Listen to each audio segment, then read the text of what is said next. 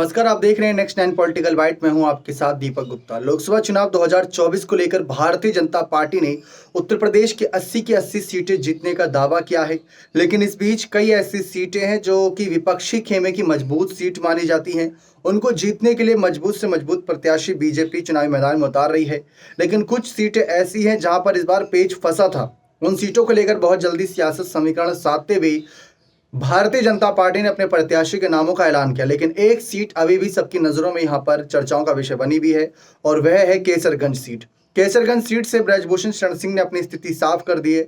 खबरों के अनुसार कि ब्रजभूषण ही चुनाव लड़ना चाहते हैं, ऐसा उन्होंने भाजपा आलाकमान को संदेश अपना भिजवा दिया है। लेकिन दूसरी तरफ भारतीय जनता पार्टी के आलाकमान का यह कहना है कि वे उनकी पत्नी या उनके बेटे में से किसी को चुनाव लड़ा सकते हैं।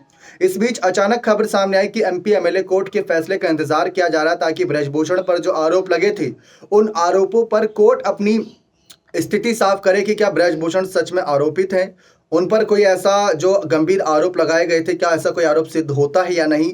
उसको लेकर बीजेपी यहां पर इंतजार कर रही है।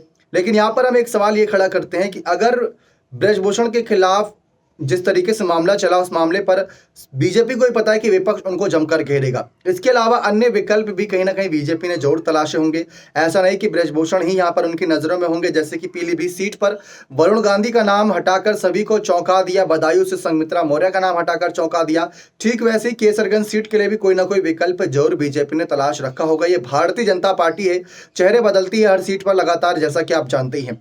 तो केसरगंज सीट को लेकर अगर हम देखें तो केसरगंज सीट पर एक नाम चर्चाओं में था, वह था अवध ओझा का। जी हां, अवध ओझा जो मोटिवेशनल स्पीकर और टीचर हैं, उनको नाम को लेकर बहुत ज़्यादा चर्चा थी। उन्होंने इनकार भी नहीं किया और अपनी हामी भी नहीं भरी थी। इस पर ब्रजभूषण का भी कोई बयान सामने नहीं आया। तो इससे एक संदेश मिला था कि कहीं ना कहीं ब्रजभूषण के अलावा अन्य विकल्प भी बीजेपी तलाश रही, नए नए प्रयोग करती नजर आ रही है। लेकिन केसरगंज सीट आप जानते हैं कि बीजेपी की तरफ से चुनाव लड़े या सपा की तरफ से या किसी भी पार्टी की तरफ से ब्रजभूषण का अच्छा खासा दबदबा है। उसको ध्यान में रखकर बीजेपी इसी वजह से कोई फैसला लेती नजर नहीं आ रही है। अब सब कुछ कोर्ट के फैसले पर निर्भर करता है कि कोर्ट का फैसला ब्रजभूषण को लेकर क्या रहने वाला है। उसके बाद बीजेपी की फैसले केसरगंज सीट को लेकर टिकट के क्या रहने वाले हैं, ये देखना दिलचस्प रहेगा। बने रहे चैनल के साथ। बहुत बहुत धन्यवाद।